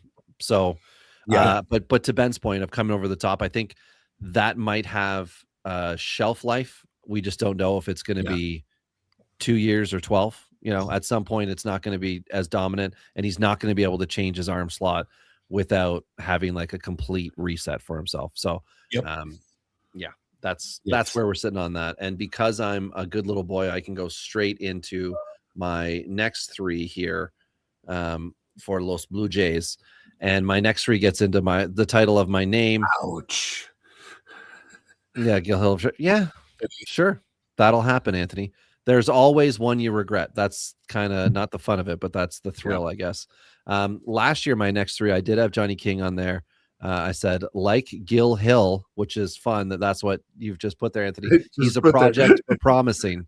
And then I had Cal Steven, could be a bullpen help this year if needed, blah, blah, blah. Doesn't matter. And then Brandon Berea, value in the dumper thanks to Tommy John surgery. So this is where we could start to see Berea reestablish value in 2026. So my 2026 next, you're a fool if you don't have him on yours, Ben. Jojo Parker, first round pick, no debut, 5-tool player, might have a fun flyer pick to develop with, who I will mention later in my other guys as a pairing up with Parker.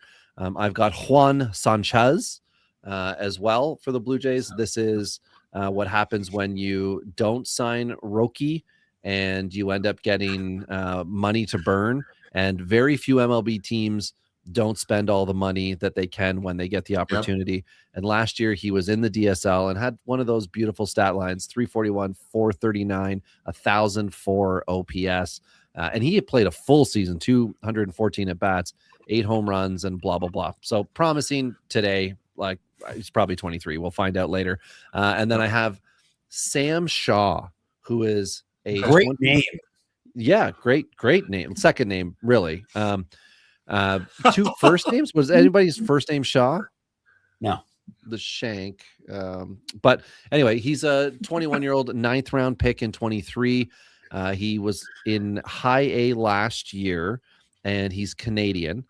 This is an outfielder who I think we are, especially talking about the next three, this is who you need to look at with Blue Jays and slow development. Because again, look at their roster. Look on roster resource at where their players come from. It's really a sign of gloating for some teams, and it's a sign of the times for other teams. So if you look at Toronto, they've got one drafted player. That is correct, on their projected starting lineup.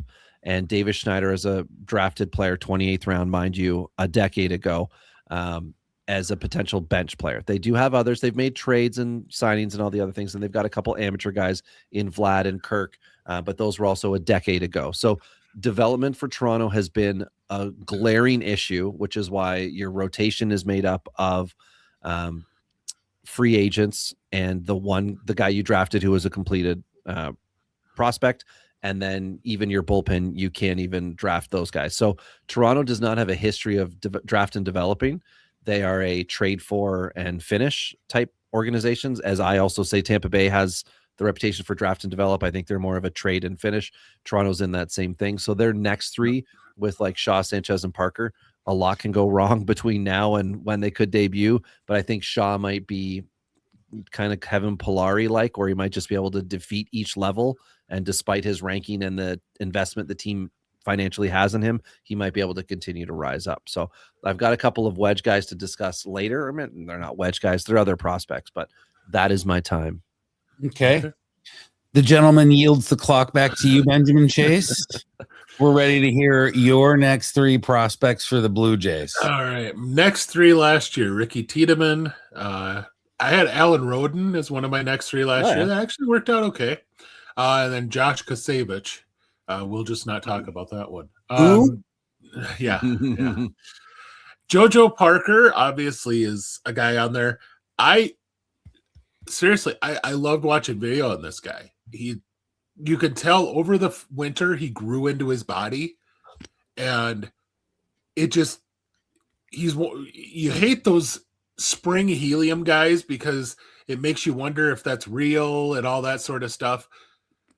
But this is a guy who had a legit change from like a skinny nothing over the summer to by the time he showed up in the spring, the kid looks like he's, gonna jack up somebody at the local bar fight. Well, Ben, if he winters in Canada this year, it'll be like that scene in Rocky with Sly training. Yeah, there up you the go. mountains with the snow. He could be huge. Yeah. I actually life. I will tell you, and this is, we just had our Hall of Fame announcement here this last week. I'm not comparing him to a Hall of Famer, but somebody who made some big strides in his Hall of Fame case this year in the voting, David Wright. It's a very similar profile when I watch him hit, like just the smooth of his hit. I think he's going to be a third baseman, which I think that's a better fit for him physically. And at that spot, there's a lot of similarity there. Johnny King I had on there, really like him. Same thing. I wish he would do something left or right. I think he could do, with the low arm angle he has, I think he could have a really good opportunity to use a sweeper. I think that would come really well from that arm angle. I don't think he's going to get any coaching, Ben, till he's actually in Major League Baseball. Unfortunately, because they do have, although he's had a bit of an issue with the bottle, they do have a very good pitching coach who can help guys add pitches and things. But not in the minors. I just haven't seen it with pitchers. I haven't seen them pop. No. And Stanifer, just sorry to be interrupting, but Stanifer, to your point earlier of like, he had a great season and stuff. He had a great season, I think, exactly like you said, because he was piggybacking off your Savage, and we'll see what they want to do with him. But he is going to be highly overdrafted in available prospect drafts, as far as I'm concerned, because he is a pop-up prospect, and a lot of people are going to say, "Oh, you see what you Savage did? He might be able to do the same thing." And I think he's going to get drafted way too early in a lot of leagues where he's still available. All right. So, in my last one, Blaine Bullard, an outfielder that they drafted in the 12th round. Yeah. Love this one. And then they overpaid him for $1.7 million. He's an elite athlete, switch hitter. Lots you can dream on is how I have it written up here. Could be a strong defender in center or an elite one in left, but more gap power than over the fence power. So might be more of like your early Johnny Damon type of profile than late Johnny Damon profile. But this is going to take some time. He's an athlete more than he's a baseball player right now. So that's why he's on the next three. It's that keep your eyes on this kid because he's going to get his first real shot this year, and he could be something fun to watch. Let's trade him to Colorado. Elite defense, and he wants to hit. No. Yeah, Wild. He is not the guy you want to trade from Colorado. In fact, I will go right to him. The 2025 draftee to talk about, Jake Cook, their 3rd round pick. Yes. Who was a two-way player until this year. This year, he came off of the mound and started focusing just on hitting. This is an 80 grade runner, although he's about a 20 grade base stealer. But still an 80 grade, like home to first speed. And holy shit defender with a plus arm in center field. Like, this is a guy who I think he might give you a Juan Pierre type of stat line eventually offensively, but Juan could never throw a ball like this. And I think this guy could be a legit stud defender. I feel like Cook was drafted and paid what was it, $922,500. Yeah.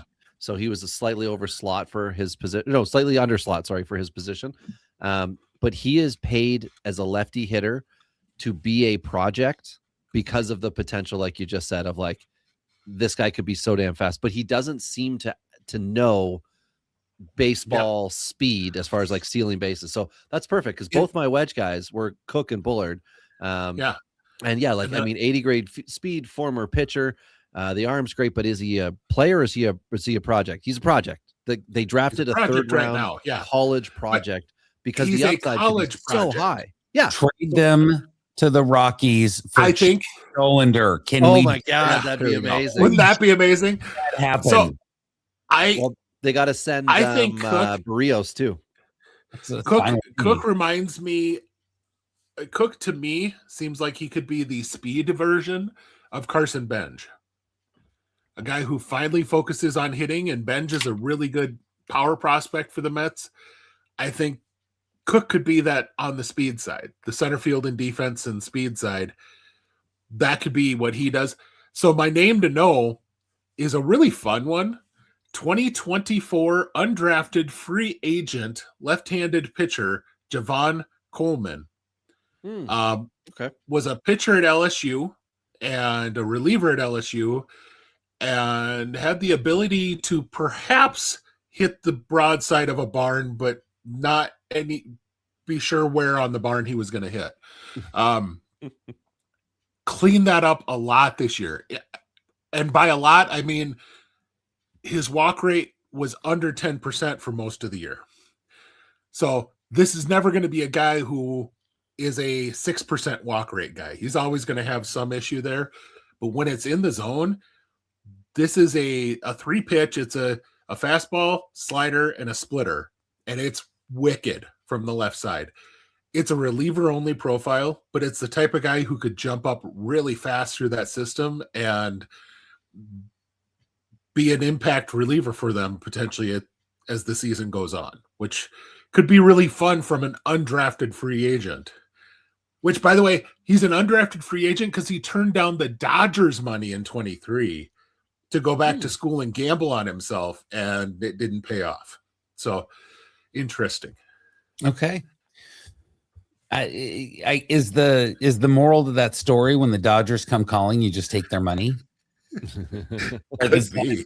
I mean, I'm sorry, but if a big league team came calling to me, I would take their money. Let's be real here. In a heartbeat, I'd become an Angels fan if they paid for my lifestyle. I'd be like, yeah, of course, man. Mike Trout. There's a little bit of, we'll get a little bit off topic for just a moment here, but Jose Ramirez, the deal that he's just signed to essentially sign away his life being a Guardian. He extended his current contract, so now, 7 years, 175 ended up being the new deal, with 70 million of it deferred. Oh, is it? He's going to be done with that contract at 39, so most likely he is going to finish his career as a Guardian. So many people ripping on Jose Ramirez taking this contract because he's certainly the most underpaid player in the game right now. This is a guy far and away. No. Have you guys heard of rookie contracts? Well, okay. The most underpaid player who is not on a pre-arb deal. Let's put it that way. Not confuse any rookies for Jose Ramirez. That guy has been his floor. Just talking to the fantasy person, his floor is higher than almost everybody's ceiling, and it's always consistent. He had 1 year, the last half of what was it? Yeah, it was 12 months of shit. That's what it was. Yeah. And ever since then, it's been. Yeah, it's what he was figuring out his steroid cycle. 2 straight years. 2 straight years now of 30 home runs, of 30 plus homers and 40 plus steals from a third baseman. I think we talked about this last week. He's the unicorn of the is a unicorn. But I was looking this up already. He is the only third baseman in history with 250 homers and 250 steals. He's got 280 plus of both. Oh, that's cool. There are only 2 third basemen who have ever done 200. George Brett, and can you guys think of the other one? Troy Gloss. No. Right around 1990. I will give you that. Oh, really? Okay. Ryan Sandberg? No, he's second base. No. Had a great nickname. Howard Johnson. Oh, Hojo, who had two or three 30 years right around 1990. Yeah, Hojo. But he's already, Ramirez is on this track of being an elite player. Here's why I brought this up. He is going to end up making in his career in the range of $260 million.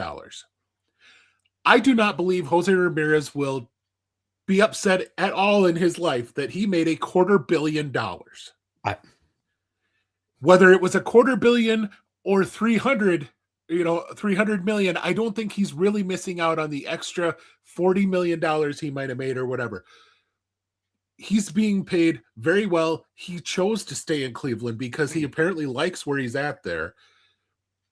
This is just a good baseball story where the guy's getting paid and it's legitimate money. Yeah. I don't think you can say he's actually underpaid because we don't know what the market truly is when you've got, I don't know, the 5th hitter in the Dodgers getting some ridiculous amount of money. Ohtani's getting $1 million. The other 600 million's deferred. I don't know. So let me ask you this. Who would you rather have, Manny Machado or Jose Ramirez? Oh, Ramirez. Yeah, Ramirez. Okay, well, I don't want Machado in my dressing room though. I wouldn't want him. Am I making a real life team or am I making a fantasy team? Fantasy team, no doubt, Ramirez. But a real life team, Machado does get back some of that on defense, but not enough. But that's my point. Is closer. That's where I would think the market would be for him, and he's a $30+ million a year player. Mm-hmm. I think that Ramirez is definitely underpaid a couple bucks. Yeah. Britton brings us up. And that's just and it. He is if rich. The player is happy. So. The player's happy. Yeah, and just it. So he can't buy a second Maserati. But he can. I feel terrible. It'll be his great grandchildren that might not be able to buy the second one. But if it's invested, well, it depends on how they invest it. If they invest his money wealth. No, that's generational wealth. But guys, I apologize. If I could, I would like to talk about the next Jose Ramirez because he is currently in the Blue Jays organization, or for prospect specific, the next Kobe Mayo is in. Okay. He's Canadian, obviously. He's with the Blue Jays. This is Tim Piaston, and I'm sure I nailed that. He's from Alberta, which shortly might become part of America. We'll see how the referendum suggestions go here. But he's a 6'3", 200-pound lefty hitting beast that I think could be a slow play for the Blue Jays. And as I mentioned, they struggle to develop, so he's going to be in Dunedin. I'm hoping it's complex, and I'm hoping they don't rush this guy through, because first taste of pro ball, a hot summer in Florida, it might not go well this year. As soon as he gets to go to Vancouver, which is high A, that's where we'll get to see what kind of a player he truly is for them. But he's a very good fielder. I think this could be a slow burn guy. I think he was a 5th round pick. Let me look here. 5th round pick last year.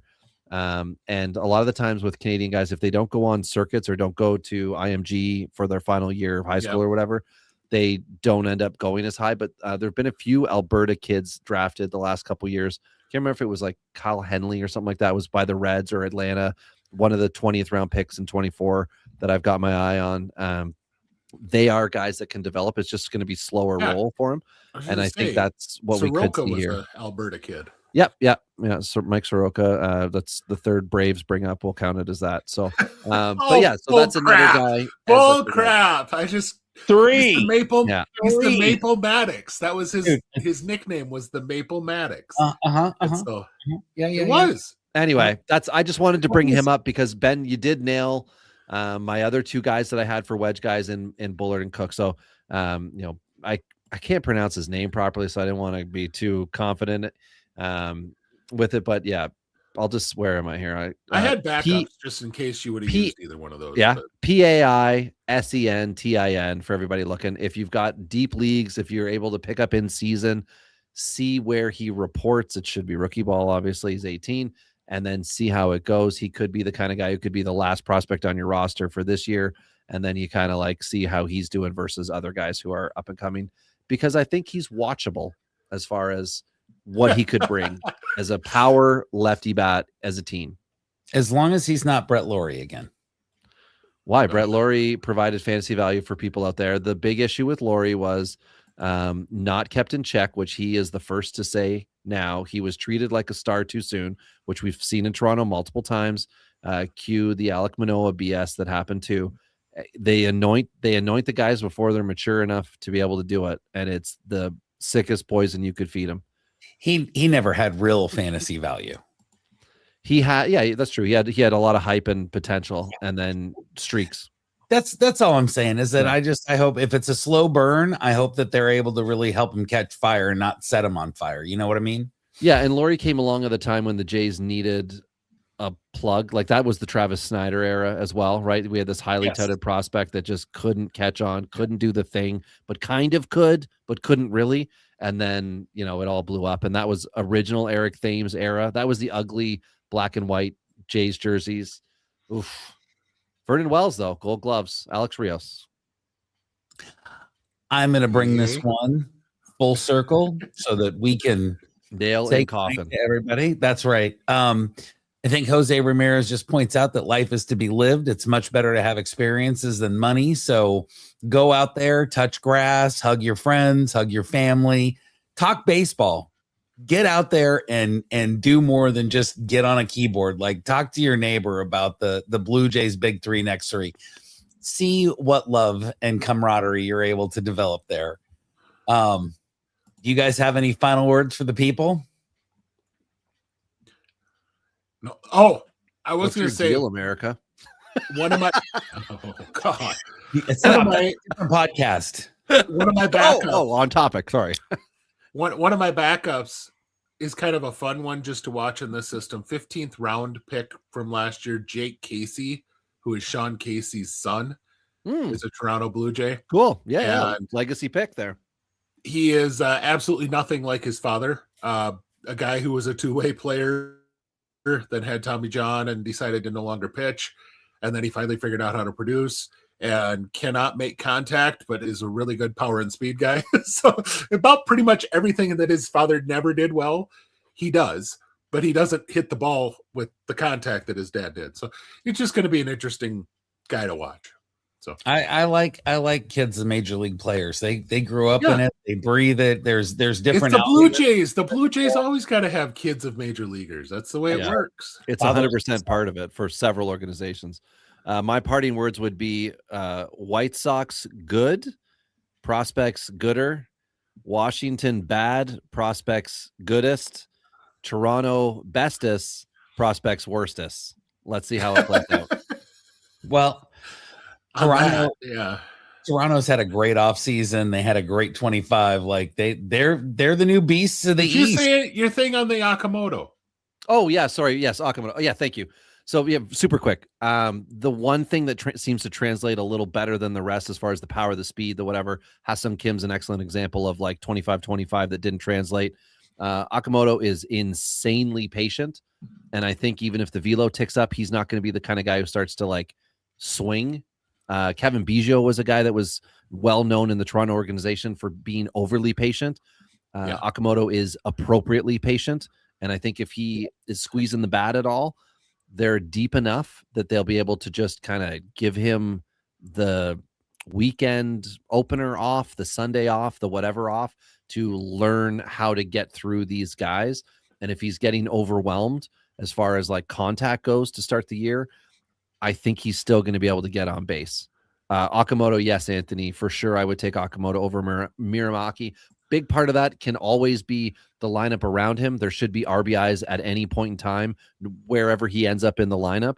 But I think Akamoto is there to stabilize on base and also move bodies around. So he might be a very disciplined, he appears to be. So hopefully he will continue to be very disciplined hitter. You need a pop fly. You need a walk. You got to advance the runner, whatever that may be. He might be the guy who's like, I will do that. I am here to do that. Not the guy who's like, I'm just still going to, until I'm at strike two, I'm going to try to knock this shit out of the ballpark. And you pointed out a good thing about the lineup. Like, Murakami is coming over and it doesn't have a lot of protection. There's still a lot of unknowns about that Chicago White Sox lineup. Okamoto is coming into a situation where he is going to have plenty of heavy hitters around him, and you're going to have to pitch to him honestly. You're going to have to not walk him. And if he's patient, I think that translates the best coming over. And so I'm with you on that I'm not reaching for Murakami at the beginning of a first year player draft. The range of outcomes is way too wide for me, but I think his ceiling is higher than Okamoto if they're playing at their 90th 100% out. I think Okamoto's got a nice tighter window that's well above Murakami's floor. So, okay. And last but not least, guys, I just made my pick in the Palazzo Podcast Invitational League that I am in. It filled up and they started the draft, and apparently I came up in the draft while I was on here talking with you guys. So, Bobby went third overall. Just that's who I picked. But if you are interested in joining us Yahoos on a fantasy league on NFBC, go on to the Discord, and there is information on the Discord as far as signing up to join us and beat us. So, which is a lot easier than you would think, So not available to Canadians, just so you guys know. Yeah, you're not going to get any Braves if you're in a league with that guy, because he starts. I had to think twice about whether I was drafting Acuna third. No. Britton looks to be upset that you passed on Juan Soto. Yeah, I did. But all right, let's end this, boys. This is a long one. Yes. With Robbie, with Ben, my name is Sam. Peace and love. See you next week. Bye.